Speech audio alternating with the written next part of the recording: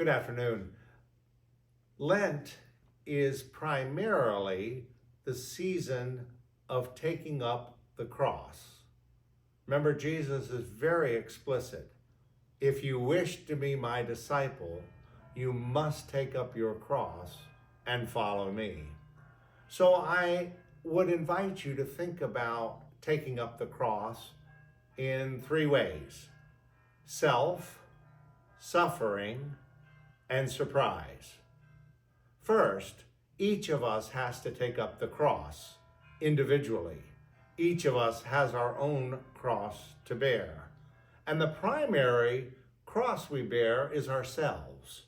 What I mean by that is something that I share with couples in premarital counseling, a wonderful anecdote that I ran across many, many years ago, where on the 50th wedding anniversary of her Uncle Harry, this wonderful columnist went to him and said, "Harry, what is the secret of your happy marriage? You all are like newlyweds. You are just all over each other and you've been married for 50 years. What is your secret?"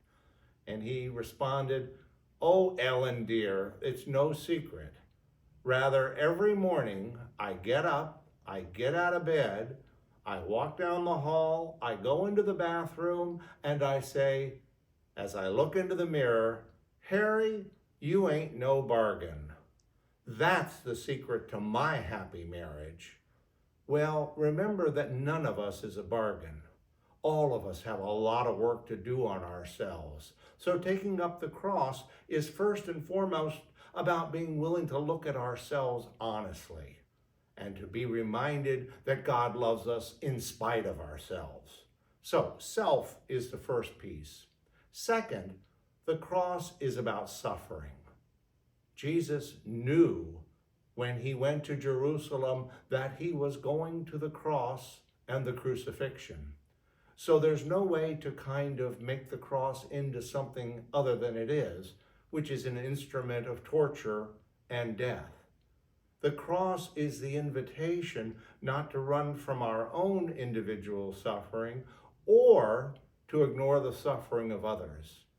To take up the cross is really to recognize that the suffering of the world is simply overwhelming and insurmountable. That's why Jesus came. So if you're going to take up the cross, then you really have to begin to embrace the suffering, not just in your own life, but in the lives of others. And not to look away, not to kind of anesthetize ourselves to that suffering, but to embrace it, knowing that as God embraced the suffering of the world, so we are privileged to participate in that.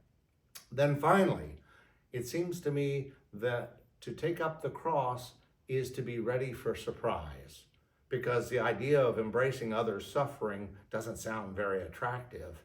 And yet it's true over and over again that the saints of God will tell you that as they willingly take up the cross and follow Jesus to death, lo and behold, resurrection somehow erupts in the most surprising ways and the most unexpected ways. But first and foremost, we have to be willing to trust God, that in fact, the way of the cross is the way of life. When we do it, I think we'll find God there in ways that we won't in any other place. So, may you keep a holy Lent.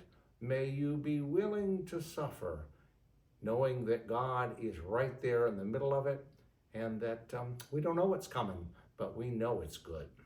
Thanks so much.